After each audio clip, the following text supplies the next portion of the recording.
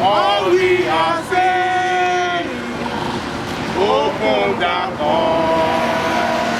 All we are saying, open the door. All we are saying, open the door. All we are saying, open the door. All we are saying, Can you just raise open the door. All we are saying, open the door. All we are saying, we are saying, open the door. All we are saying, open the door. All we are saying, open the court. All we are saying, open the court. All we are saying, open the court. All we, and that's not good enough. But then, Obamewa is Bamewa. 10 kings, 10 naira, 10 styles. The present leadership, in their own wisdom, has decided to keep silent. But we of the radical agenda movement in the Nigerian Bar Association, Ramimba, feels that that is not dynamic enough, that is not proactive enough. We are the immediate constituencies of our leaders, particularly our dear president, Mr. Paul Usoro, Advocate of Nigeria. They must speak for us. They must speak for us. And when they speak better than us. The branches of the NBA number 126, they must speak for their members. It's not a matter of palliatives. What palliatives can you give a lawyer for 4 months? It can't be enough. It's not enough. And that is the truth. This is the truth. Lawyers are very essential, except you are saying the judiciary is not an important institution to maintain peace and stability in the country. Is there a war? Do you have devastation? No. You could see, even in the beginning of the crisis, of the so-called crisis, but it's to us more of pandemic than pandemic. If the court has been reopened, yes. What are the steps to advise government? I've said so. Not even the government, the judiciary itself is part of the government. It's very clear. You regulate a movement, you regulate conduct in the court. In fact, there is what they call case management. Judges are taught this, and they should know this. And lawyers to understand, you have to meet with the respective bar association in the different localities, and you say, gentlemen, we don't want to starve you. We know livelihood is important, but you have to be alive first for livelihood to be sustained. So what we are saying is that, gentlemen, this is what we propose. We are going to be giving longer adjournment, and we are going to be hearing lesser number of cases. And when we come in, we will now have a full court, a full crowd of spectators, witnesses, and all that. And it's per case. Maybe you have 4 cases coming out or 5 cases coming out to court A. We hear you one by one. We give you time. Court 1, case 1, you will come by 9. And by 9:45, whatever you want to do, you go out. Case number 2. And I know lawyers are very reasonable. They will agree to this. Of course, hand sanitizers, face mask. It's only the person. In fact, I attended one, my Lord Honorable Justice Oshodi. Here, once he wanted to delay judgment in the case I was, the judge spoke to his nose mask. That's Justice Oshodi. So, and we too, we are only about 6 or 7 lawyers, and we were scattered inside to receive the judgment, and that was it. I mean, that is how reasonable, progressive people do. And not that we will be bound down by sterile tradition. How can you be opening the market? How can you open the churches which collect more people? And you now say courts should be locked down. Are we saying the bar and the bench are not that necessary in the scheme of things in the country? The answer is no. And I challenge anybody to disagree with us. So much. The process is self-explanatory. From these placards, the courts, our agitation is that the courts must be reopened The courts have been shut down since March, and this is June, going towards July. And the regime we have presently is to allow just about 2 to 5% of judicial operation in the country. That is, the authorities will allow judges to come and see and deliver judgments. And then if there are anything like fundamental rights applications that is crucial, then they allow that. Outside of that, no sitting, nothing, no other sitting. Of course, you know that before you arrive at judgment stage, that's the last stage. It's not the starting, it's not the middle, it's the conclusion. And so how many judgments are going to be delivered? So you can see that the court door is open, the gate is open, but there is very, very, very, very dry. And that means that a lot of people have been delivered, have been deprived of their liberty. That's people in incarceration. And that means there are a lot of disputes in this community that cannot be redressed now judicially. And if it were just a matter of 2 weeks, it's an emergency. We are talking of March, half of March gone, total of April gone, total of May gone, total of June. June is about going, and it seems there's nothing. And we want to see why were these courts shut down? What was the reason? They say it's part of the prevention or curtailment of COVID-19 pandemic in Nigeria. We want to say that the COVID-19, the coronavirus disease is real, COVID-19 is real, but it's not a pandemic in Nigeria. This is the truth. The effect of COVID-19 by the statistics given by the federal government itself and the state shows that the government has no genuine reason to effect a shutdown of the economy or a paralysis of judicial activities in the country. It's not debilitating to the extent of the magnitude is minimal. In life, casualty is normal. You worry only when the magnitude is high. That's when you become bothered. Maybe in a population of 10,000 people and you have 500, 700 dying, then you begin to worry. But when you have a country of 200 million people, and so far you have done testing, about 80,000 testing, and you are saying 11,000, 12,000, 15,000 active, and about 500 people dead, and you shut down the economy, it is wrong.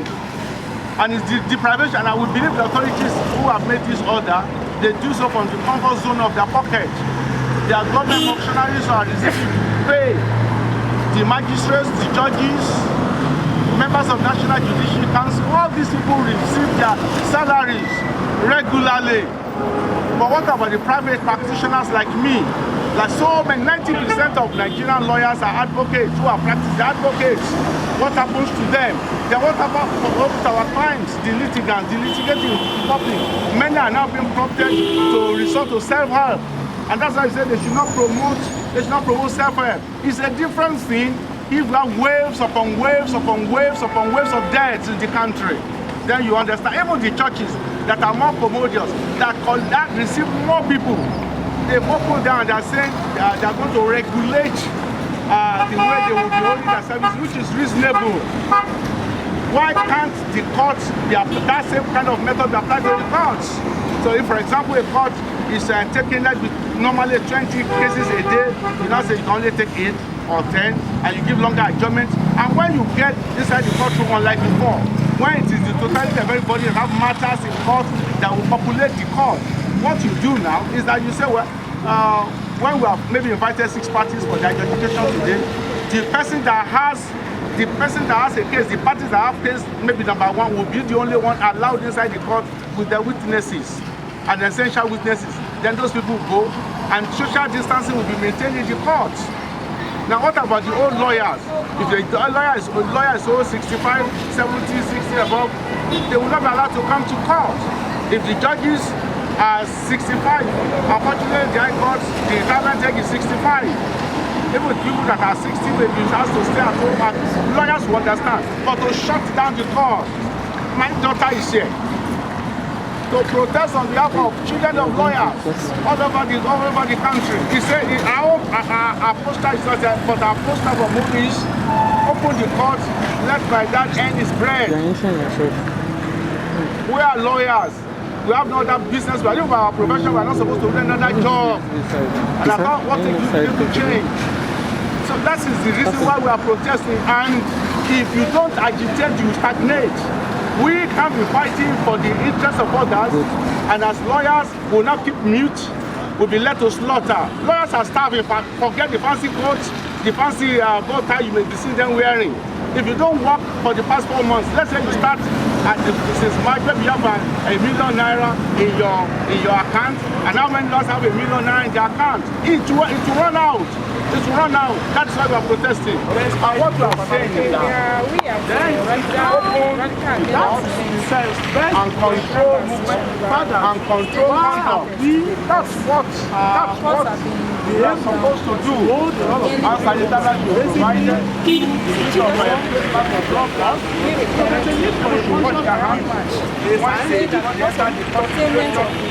they are lawyers. They are not in the level of justice. They are sensible. Because we are hungry. And then they are the reduction in the number of cases. It's not a total freedom. How can you say that only when they are going to have judgment? That's when the court will open. And not just any judgment. Time bound. How can you say that? And you are allowing the court, you are allowing the market, you are allowing restaurants to operate, you are allowing churches and mosques to operate. Lawyers who are supposed to champion the interests of people in the charge are not champion the future.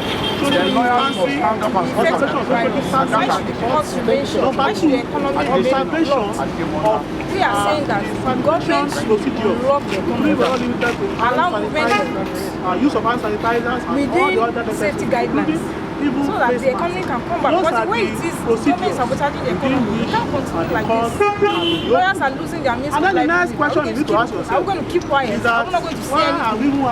It is wrong. And let's even ask, why is government paying so much attention to COVID-19? Is it because it's a foreign virus? Is it because it's not a local virus? People are dying from childbirth. People are dying from headache, from malaria. People are dying from Lassa fever.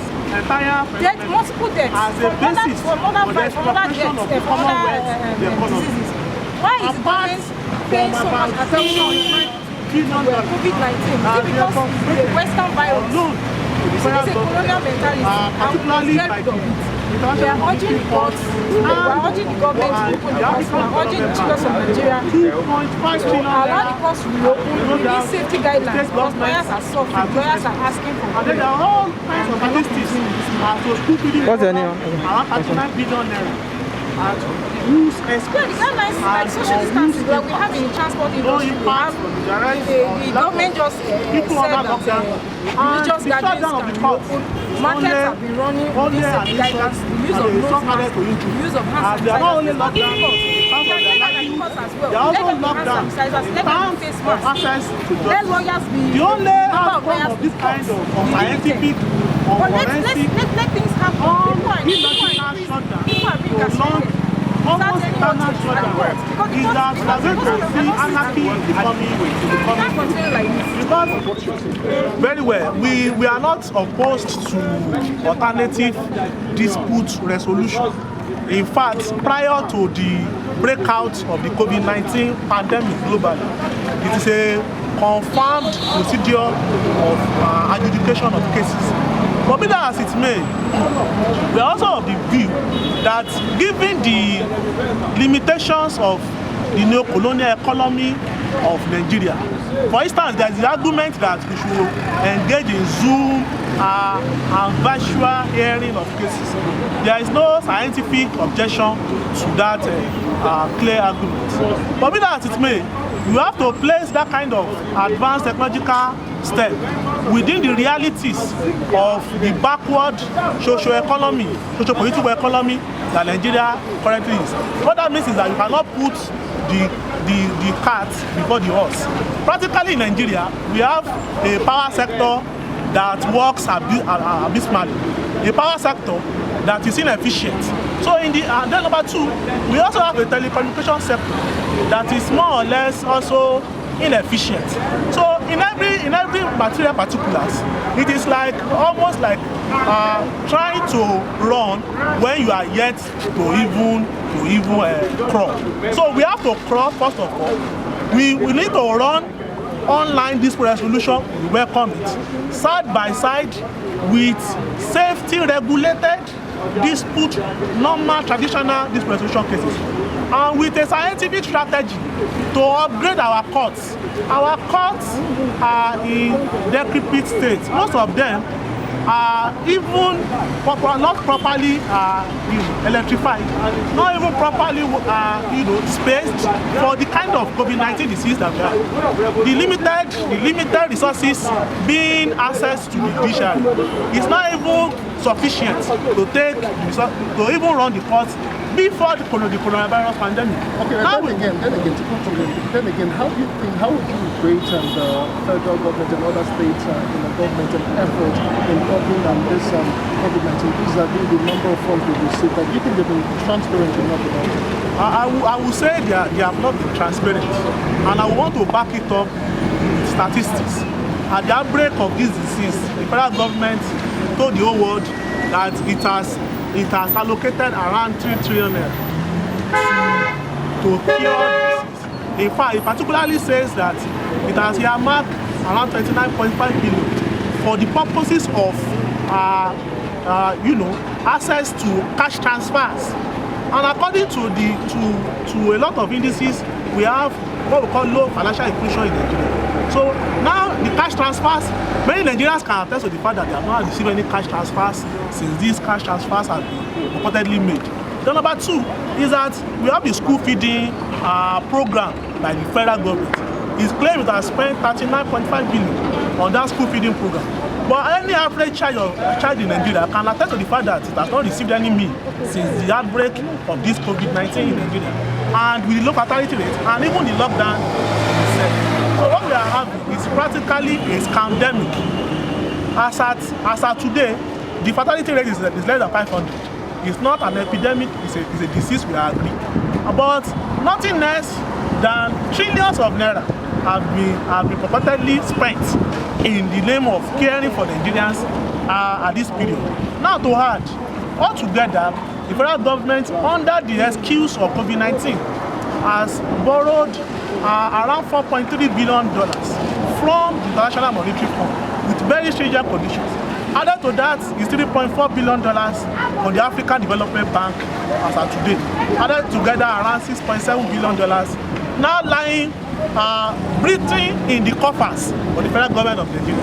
And what has been the fate of the common man on the streets? Nothing else than poverty, nothing else than hunger, nothing else but prolonged lockdown or scientific lockdown with no prospect in sight for good, for health and good living.